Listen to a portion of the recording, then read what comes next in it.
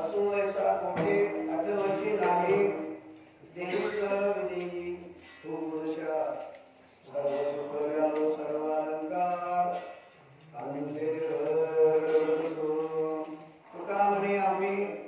तुका म्हणे आम्ही झालो अग्निरूप लागून येते पाप ज्ञानगा सर्व सुखर्यालो सर्वालंकार आनंदे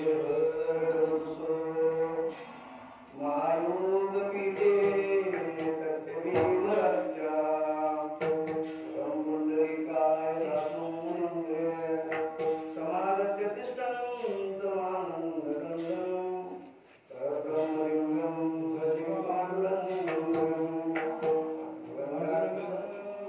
प्रथमं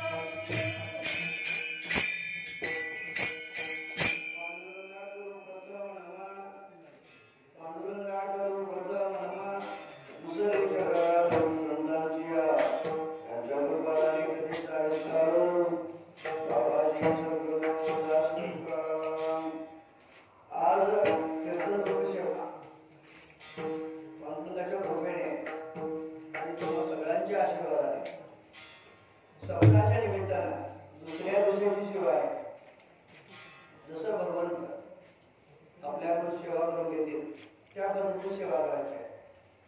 बाकी या सेवेमध्ये महाराज सांगतात सदानाम घोष करू हरिकथा तेने सदा चित्ता समाधान सर्व सुखर्यालो सर्वालंकार आनंदे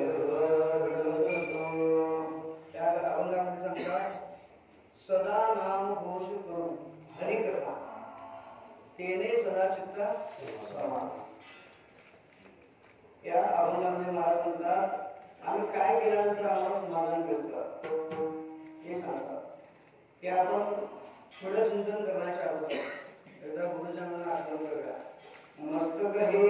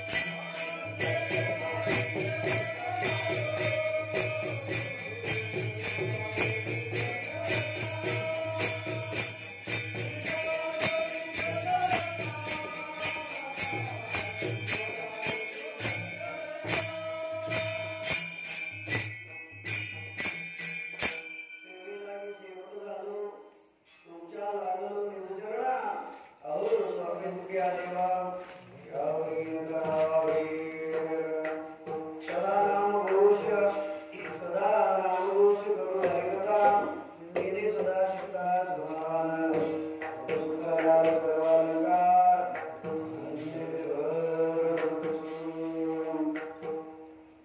महाराज सदा नाम घोष आम्ही काय म्हणतो सप्ताहाचं माहिती सप्ताह झाला की नामाचा आणि आमचा संबंध आहे कारण की प्रसंगानुसार आम्ही नाम घेणार प्रसंगानुसार का प्रसंगानुसार घेणार ते म्हणतात की नाही आली की जोडली कोणत्याही काय मग काही असू दे घरात कोणत्याही काय असते माई आली म्हटलं की फटाफट भयंकर असतो प्रत्येकाला इतका करत असतो आपल्याकडे पैसा नसला तरी कर्ज काढून द्यायला आपण फटाफट करतोच कारण का माई आहे आम्ही नाम घेतोच का सत्यापुरतं 7 दिवसापुरतं पण महाराजांचा सत्यापुरता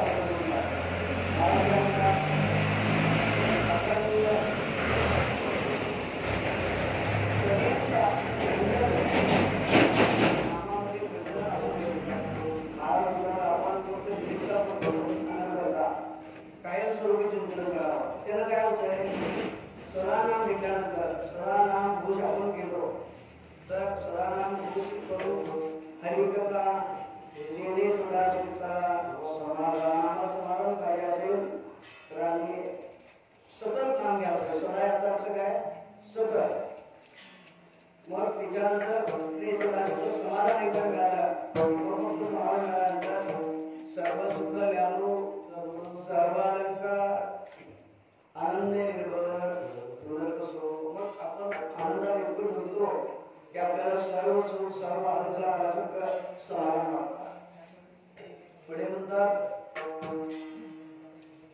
असो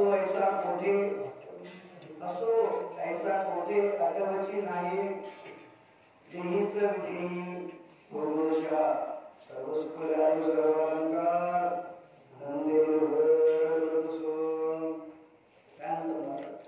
आपण सदा काय घ्यायचं निमित्त घेतलं तर त्याचा उपयोग होत नाही पण आपण ते अभंगाकडे आपण अजिबात लक्ष देऊ नये महाराज सांगतात एकदा आपलं लक्ष नसतं का लक्ष नसतं तर आपण स्वतःला एक प्रकार मी परीने आपल्याला त्रास दिला आहे आता तसं पाहायला गेला तर लोक गोरगरीब नाहीतच कोणी गरीब म्हणतात मी तुम्हाला एवढी श्रीमंती आहे म्हणजे पूर्वीच्या काळात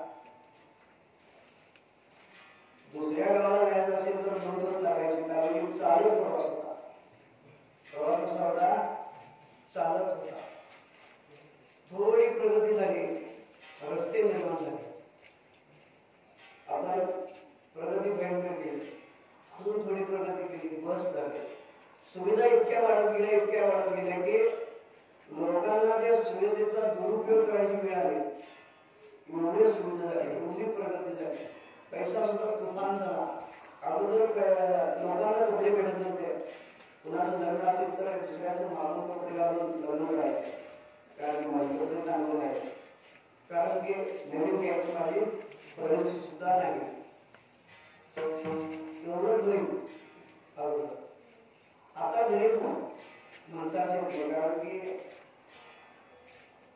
कपाट उघडले की कपाळात भरून राहील एवढी कपडे प्रत्येकाच्या घरात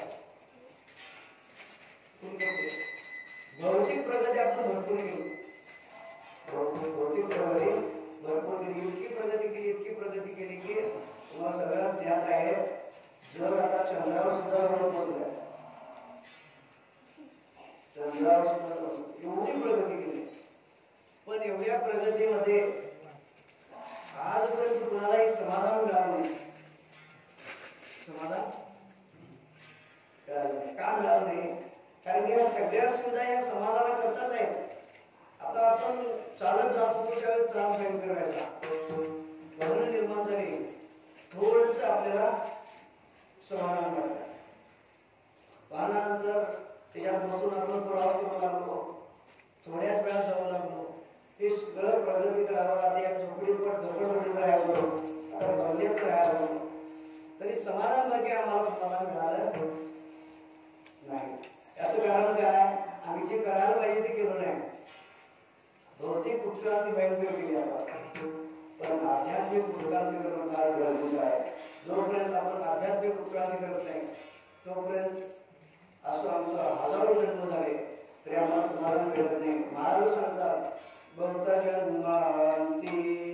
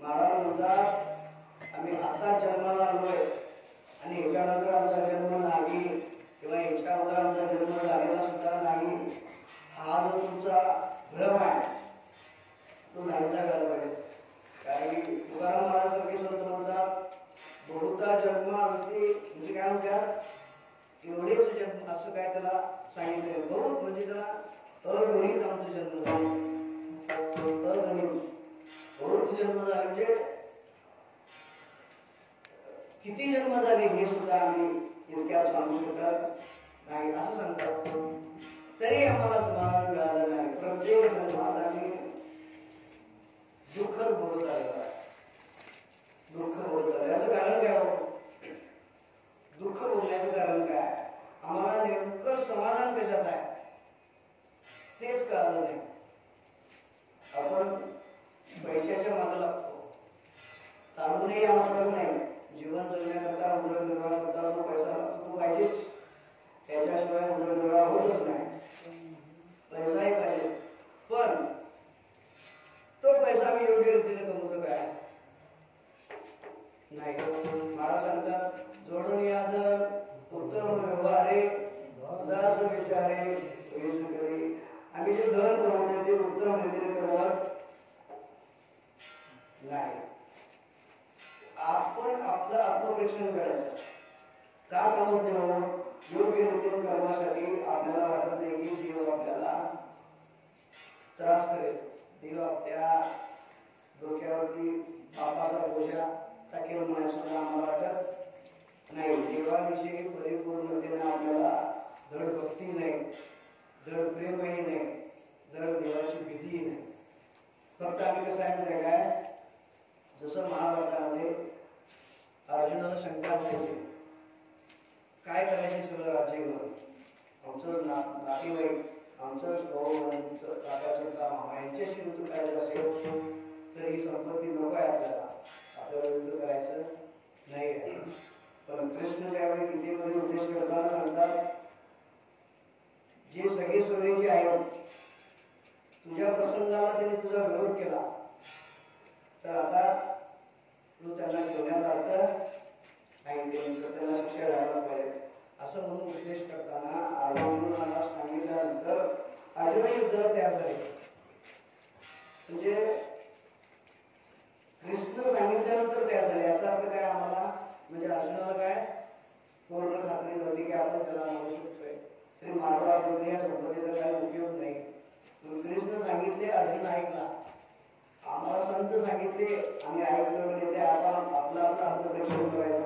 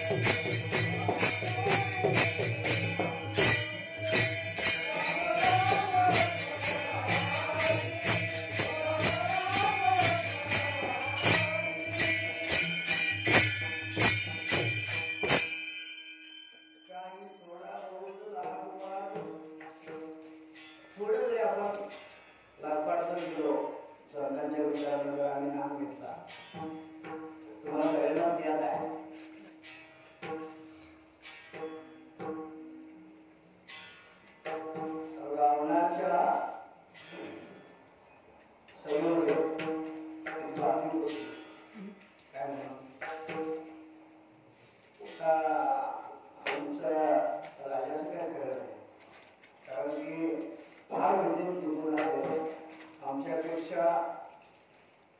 भरपूर मोठ्या प्रमाणात असलेले सैनिक म्हणून राम आमच्यावर सामना करण्यासाठी येत आहे.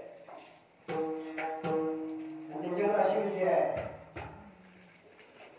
दगड सुद्धा करतात. ही बातमी रावणाकडे पोहोचली आणि तिथली लंकेतली सगळी जनता सैनिक भयावह झाले. तर आपलं काय खरं, रावणाला स्पष्ट सांगितले निर्जीव दगड करतात ते म्हटल्यावर अजून किती त्यांच्याकडे विद्या असेल. त्याला काय जे भरपूर पद्धतीची मुली असतात. त्याच्यामुळं आमचं आता काय ठरलं, रावण म्हणाले तुम्ही घाबरू नका, मला सुद्धा दगड काढता येतात. मग सैनिक म्हणाले काहीतरी सांगून आम्हाला समाधान करण्याकरता खरं ते सांगा, चला तुम्हाला उद्या दाखवतो म्हणाले. असं दगड घेतला रावणाने. महाराजांना सुटला काय म्हणून तर मुलाला तुला रामाने शिकवला काय झालं असेल नाही बोला काय म्हटला, वाटीत लोकांना कळू दिलं नाही. दगडाच्या जवळ म्हटला बोलला तर तुला रामाची शपथ. रावण म्हणतो कशा करता, रावणाला सुद्धा चांगलं माहिती आहे की रामावर विजय मिळू शकत नाही, पण कोणाही घडू शकत नाही. कोणाही घडू शकत नाही कारण तो राजा आहे, राजा होता तो. त्यामुळे तुझं मी रामाला जिंकू शकत नाही. पण त्या लोकांची समजूत काढण्याकरता एक विद्यार्थी येते आणि बुडाला तर शपथ द्यायचं सांगितलं. एवढी ताकद त्या दगडात आहे. ही बातमी रामाला कळाली, म्हणजे राम सैन्यामध्ये कळाली आणि राम आश्चर्यचकित झाले. राम म्हणाले त्याच्याकडे दगड करायची विद्या आहे आणि ते पण आमच्याकडे पण विद्या आहे. तर हनुमंत म्हणाले तुमच्या नावाची जो महिमा आहे, नावाची जी विद्या आहे, दगड करायची जी विद्या आहे, ते तुम्हाला कळणार नाही. का करणार नाही, तुझ्या नावाचा महिमा, तुझं नगळे मेघ श्यामा म्हणजे कसं आहे, तुझं जे नाम आहे, तुझं जे नामाचं महिमा आहे ते तुला कळत नाही. असं म्हटल्यानंतर राम स्वतःवर पहिले दगड टाकायला, चांगला दगड टाकला प्रकार बुडाला. राम स्वतः दगड टाकल्यानंतर बुडाला. बुडाल्यानंतर का म्हणाले हे कसं काय, हनुमंत म्हणतात ज्याचा हात तू सोडलाय तो दगड काय अगदी किती अखंड असा मोठा जीव असला तरी तो जाणार, कारण की त्याचा हात तुम्हीच पकडला. तर देवाला हात सोडल्यानंतर काही चालत नाही म्हणा. काय म्हणतो लक्षात आलं ना, देवाला हात सोडल्यानंतर दगड सोडणार तो बाबा, आमचा जीव सुद्धा नाही सोडणार. मग रामाचा आणि हनुमंताच्या ह्याच्यामध्ये संवादामध्ये बुडाल्यानंतर हनुमंत म्हणतात स्वतः राम घेतात आणि दगड काढून दाखवतात. राम त्या दगडावरती येतात, दगड काढला जातो. त्याच नामामध्ये एवढी मोठी शक्ती आहे.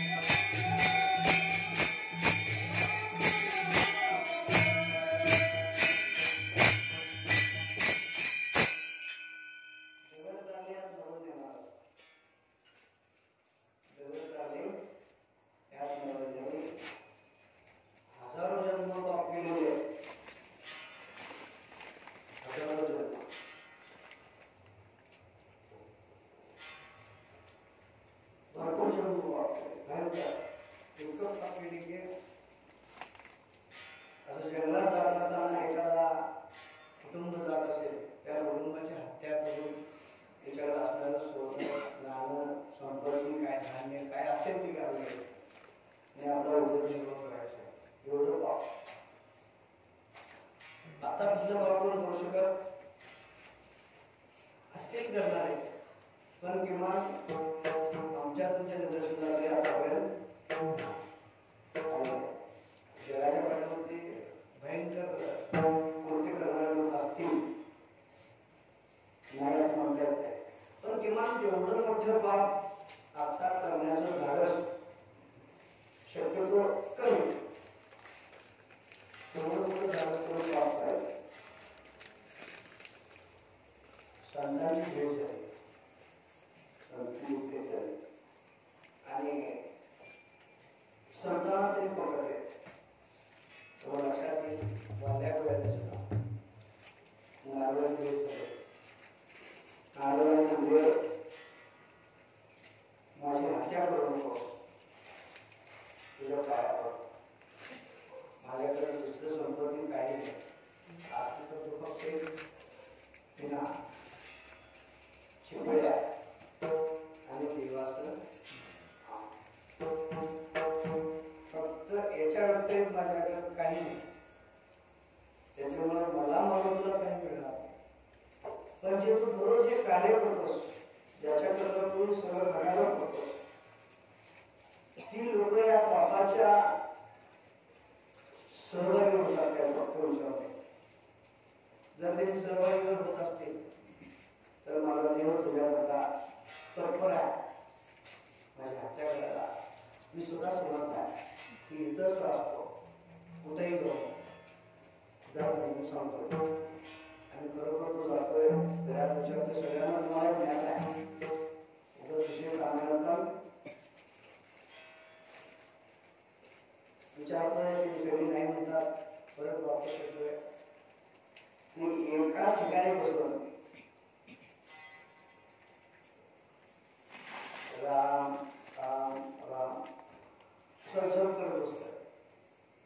इतका जप करतो की त्याच्या पूर्ण शरीरावर वाढलं. त्यावर ऐकायला तुम्हाला हे एक कथा असं काहीतरी वाटत असेल, पण अक्षरशः तसं घडलंय. तुम्ही विश्वास ठेवत नाही याचा अर्थ ते घडायला नाही असं नाही. 100% म्हणण्यापेक्षा पण जास्तच ते अगदी सत्य आहे. हे सत्य आहे म्हणून आजपर्यंत टिकून आहे. संशय वृत्तीने बघणारे लोक त्यांनी एक प्रकारचं पापच नाही काय, त्यांनी जप करत वाढवा निर्माण केलं.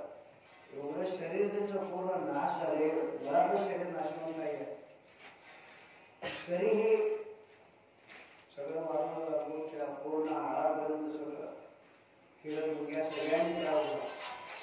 त्याच्यातला कोणतीही म्हणजे विधेय स्थिती मिळाली वाढल्यामुळं सगळं पाप नाही मिळालं आणि तो भगवंत राम जन्माच्या अगोदर गेलेला मायन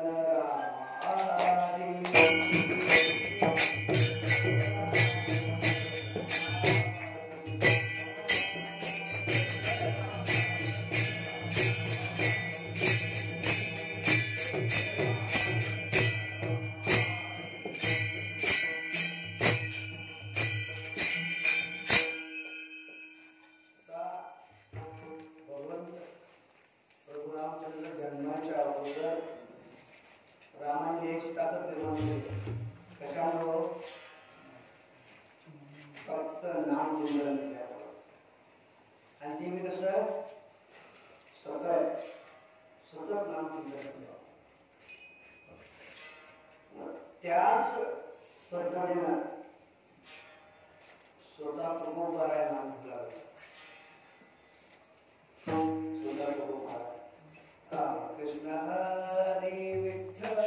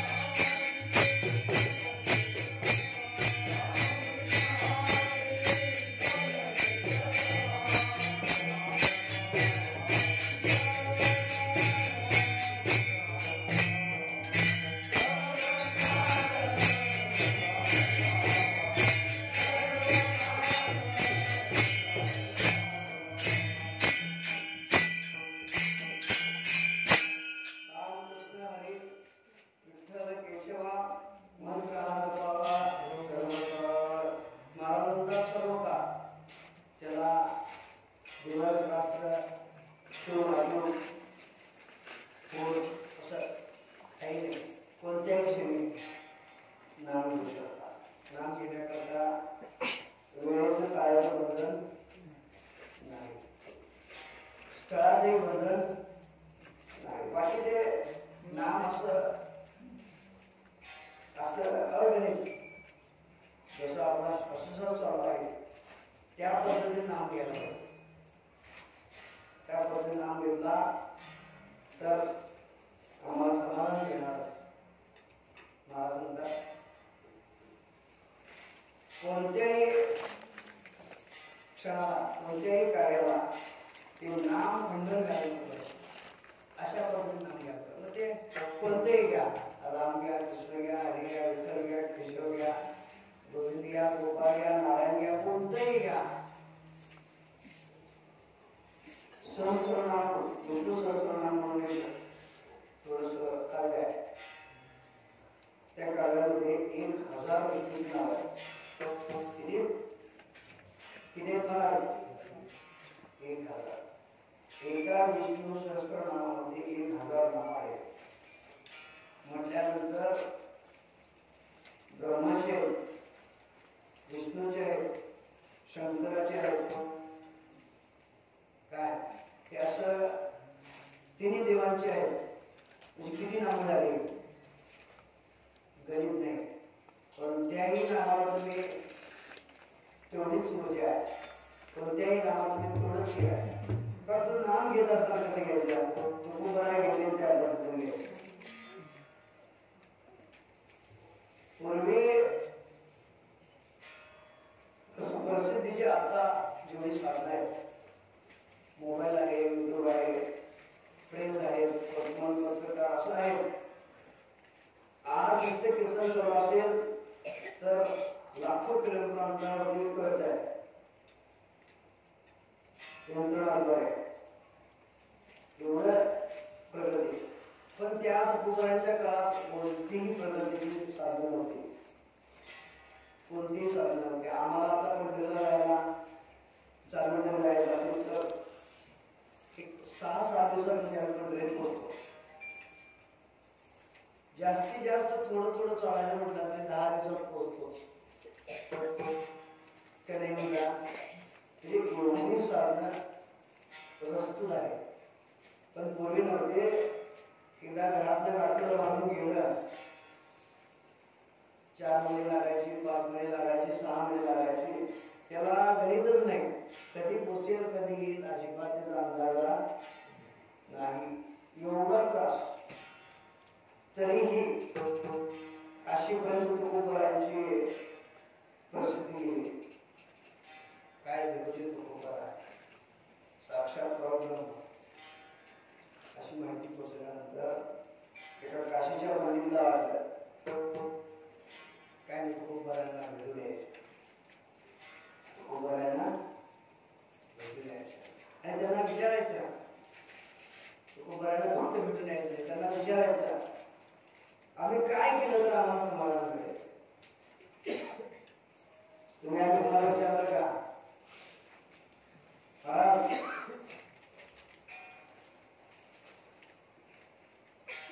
विचारलं का तुम्ही आम्ही तुला? विचाराने याचा अर्थ काय? आम्ही आत्मीय ज्ञान मिळवत नाही. तुलाच परंपरा चालत आल्या, तुलाच कालांतरांना म्हणून आम्ही सगळे करतोय. मग ते करणं पाप नाही, करायला पाहिजे. कुठेतरी आमच्यात परिवर्तन झालं तर त्याचा उपयोग. आमचं गुणांमध्ये जर बदल झाला नाही तर हे म्हणजे एक प्रकारची आज्ञा आहे. म्हणजे एक प्रकारची आज्ञा आहे. सूक्ष्म रीतीने जर असेल त्याच्यावर अन्न शिजवून तुम्ही जीवन निर्वाह करू शकता. पूर्ण धारण केल्यानंतर भस्मकाला वेळ लागत नाही. एवढी मोठी शक्ती ह्या बाळगत आहे. पण ते तुम्हाला म्हणजे कसं आहे, वर्षाला पडायला गेलं तर भागणारच काय नाही भागत. पण ते पडायला गेले तर नाही भागत. म्हणजे हे संतांच्या चाकरीतून तुम्ही गेला, त्या पद्धतीने तुम्ही नाम घेतला तर अजरामर संतांची व्यवस्था तुम्हाला मिळू शकते. त्याच्यामुळे ते ब्राह्मण कुळात फार वाचन म्हणजे वेद पठण असतं. ब्राह्मण कुळामध्ये ज्या ब्राह्मणाला वेद माहीत नाही तो खरा ब्राह्मण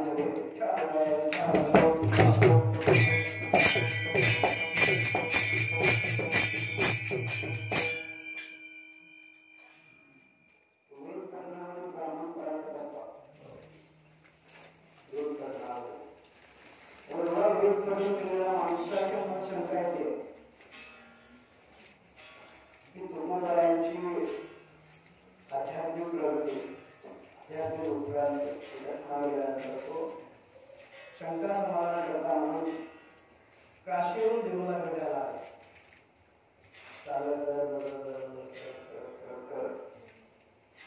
काशीहून थांबता आले हो. अरे बरोबर पहाटे 5च्या दरम्यान देहूच्या येशी पशात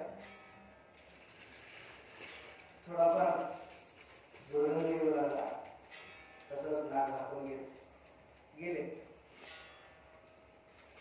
पण जाताना तुमच्या कानावर शब्द पडला, रामकृष्ण हरी रामकृष्ण हरी रामकृष्ण हरी रामकृष्ण हरी असा शब्द पडला.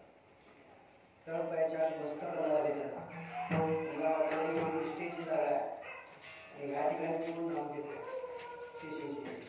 किती मूर्ख लोक आहेत असं म्हणत तुकोबाराच्या घरी गेल्यानंतर तुकोबाराय तुळशीदास भेटले. मग भागीरथी भेटली तुकोबारायांची मुलगी. तुकोबाराय कुठे आहे ते तीन बसावा. भागीरथीनं पाण्याचा डबा दिला बसायला सांगितले. तेवढ्यात तुकोबाराय आले. नमस्कार, आम्हाला दोघांची भेट झाली आणि त्या भेटीमध्ये चर्चा झाली. हा तुम्ही तुमचे काशीचा पंडित आहे, मला त्यावरून आलोय असं म्हणत चर्चा अगदी चांगलीच झाली. आल्यानंतर तुम्ही थांबवून आले घरात बसलेला सांगितले जेवण करा, जेवूया. जेवले फर्स्ट क्लास जेवले. सहज बसल्यानंतर त्यांच्या मनात होता आजपर्यंत मी एवढा प्रसन्न, एवढा तेजस्वी आणि एवढा समाधानी व्यक्ती मी आजपर्यंत पाहिला असं त्याच्या मनातल्या मनात बोलू लागले. ते ब्राह्मण काय चेहऱ्यावर काय चेहऱ्यावर प्रसन्नता. आता ज्ञान प्रसन्न आहे की ते आमचा बघायचं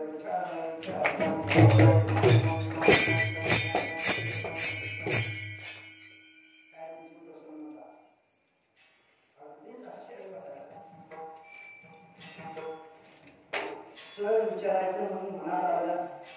तोपर्यंत तुकोबारायला सोडला. दुपारी प्रशिस्त पद्धतीने गोड जेवला आणि आरामसर पडलं.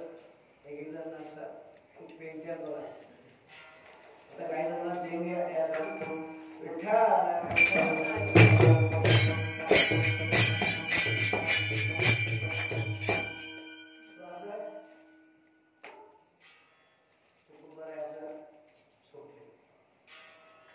झोपल्यानंतर तुकोबारायांच्या रोमारोमात रामकृष्ण हरी रामकृष्ण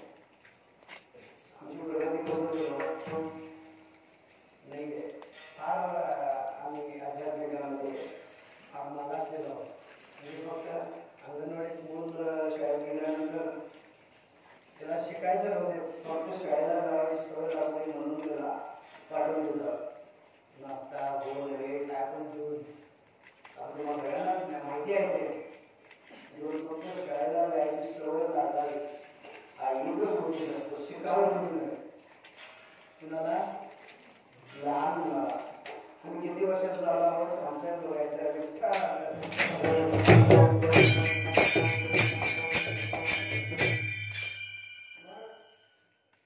लहान मुलाला सवय लागाय म्हणून सगळं चालू लागतं पण तुम्हाला आम्हाला सवय लागाय म्हणून संतांनी आपल्याला बरोबर मग फक्त आम्ही अंगणवाडीतच राहायचं की पहिली दुसरी तिसरी असं प्रगती करत जायचं आध्यात्मिक ते आम्हीच करायला पाहिजे ना आमच्या शेतात आम्ही भाऊ करायला पाहिजे आणि आम्हीच करायला म्हणायला पाहिजे काय दुसरं झालं महाराज थँक्यू आमचं शेत म्हणजे आम्ही स्वतः आमच्या आध्यात्मिक प्रगती होण्याकरता कारण सुद्धा आम्हीच राहायला पाहिजे ते अधोगतीला सुद्धा कारण आम्हीच असतात त्याच्यामुळं आम्हाला समाधानाची वस्तू ही फार लांब आहे आमच्यापासून हजारो किलोमीटर लांब आहे हजारो जन्म लांब आहे मग असं नको असं नको महाराज म्हणतात सदा नामघोष घरोघरी कथा तेने सदा चित्ता समाधान सर्व सुख सर्व अलंकार असो ऐसा कोठे गाठवायची नाही असो ऐसा कोठे गाठवायची नाही देईच विदेई गुरुषा सर्व सुख सर्व अलंकार आनंद तुका म्हणे आम्ही झालो अग्निरूप तुका म्हणे आम्ही झालो अग्निरूप लागून येते पाप पुण्यांना सर्व सुख सर्व अलंकार आनंद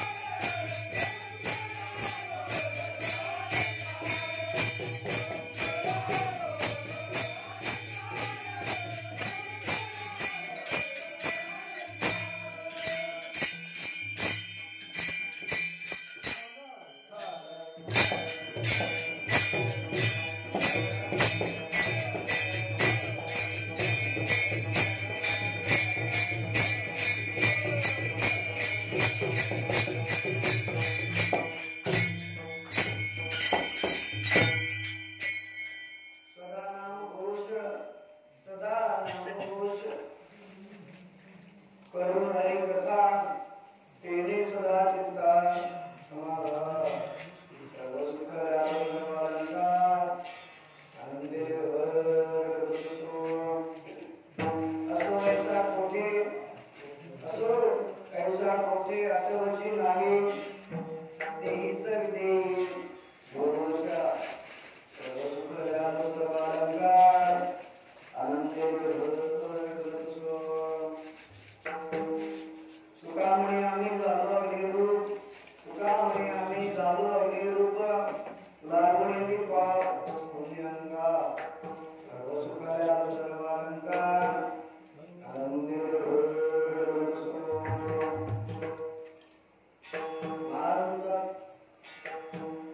आम्ही बाकीचं काही केलं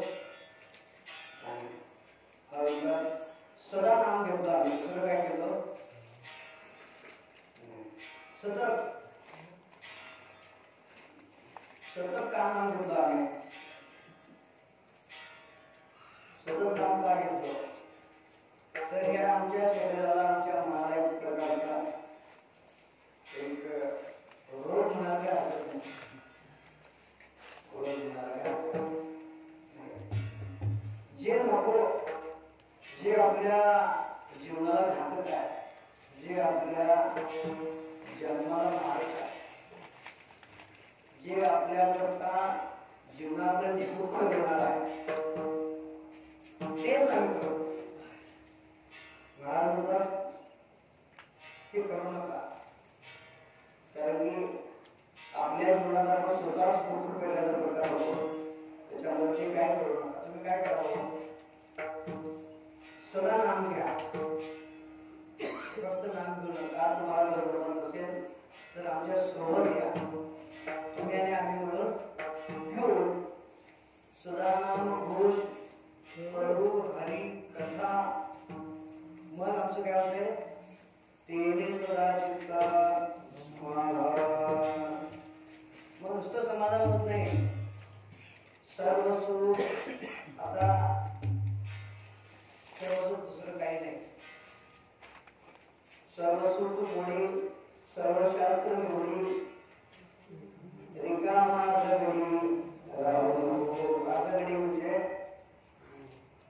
थोडासा एक अर्धा मिनिटापेक्षा बी कमी त्याला अर्धगडी म्हणतो थोडासा काळ येतो नावाविषयी म्हणजे नाम न घेता राहू नाम घे तुम्ही तेच करत राहा काय नामच घेत राहा नाम घेतल्यानंतर काय होतंय सर्व सुख मोडी सर्व शास्त्र वेगळ्या पद्धतीनं सर्व सुख लिहावं सगळं सुख आम्हाला मिळालं सर्व अलंकार अलंकार म्हणजे पोशाख अलंकार म्हणजे सोनच असं नाही काही जणांचा घर समजतोय अलंकार म्हणजे सोनं नाही अलंकार अर्थ घ्यावं ज्या वस्तूनं आमचं शरीर आमचं मन अगदी सुंदर असं होतं त्या वस्तूला अलंकार म्हणतात मग ते काही असो कपडे असो किंवा एखादा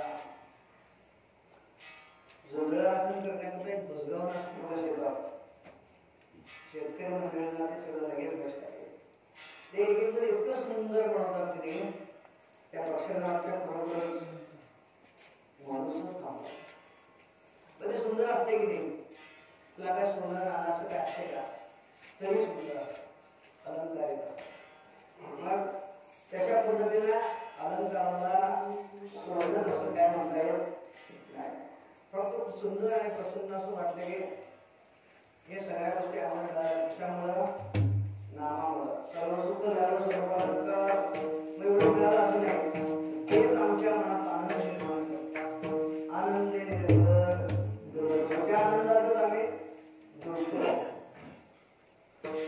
मग हे कशामुळं तर पांडुरंगा सोडून इतर दुसरं आम्हाला दुसरं नाही असं कुठेच आम्ही पाहिलं नाही असो ऐसा कुठे आम्हाला तरी आठवत नाही आठवायची नाही मग का नाही तर देहीच विदेही बोलतो आम्ही देहात असून विदेही असल्याची दशा बोलतोय काय म्हणतात महाराज देहात असून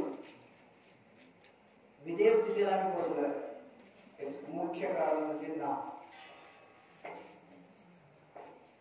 मुख्य कारण नाम. मग हे कशामुळे झालंय? आमचं स्वतः शरीर तुका म्हणे आम्ही जातो अग्नी.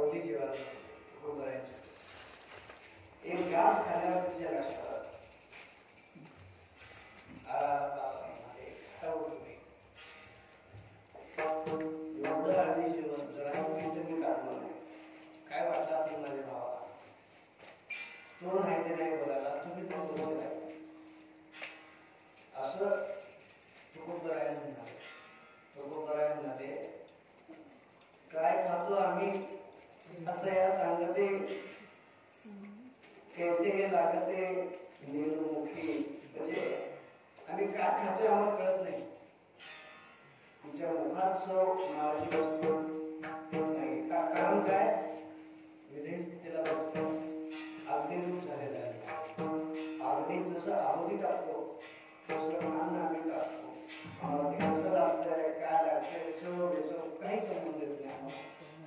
काहीच आम्हाला माहिती नाही.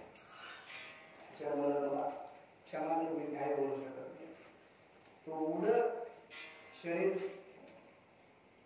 अग्निरूप झालं त्याचं मुख्य कारण नाम.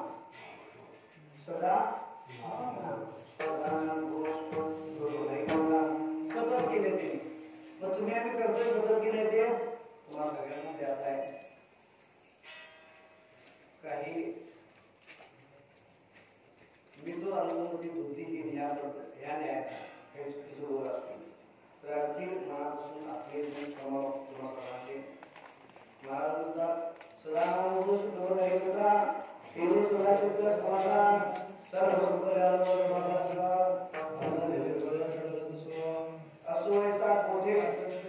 असो ऐसा कोठे राजवची नाही देहीच विदेही भूमशा सर्व सुख तुकामणी आम्ही झालो अग्निरूप. आम्ही अग्निरूप झालो. लागून येते पाप पुण्य आमच्या अंगाला पाप लागत नाही, पुण्य लागत नाही. सर्व सुख लाभो सर्व अलंकार आनंदे ज्ञानेश्वर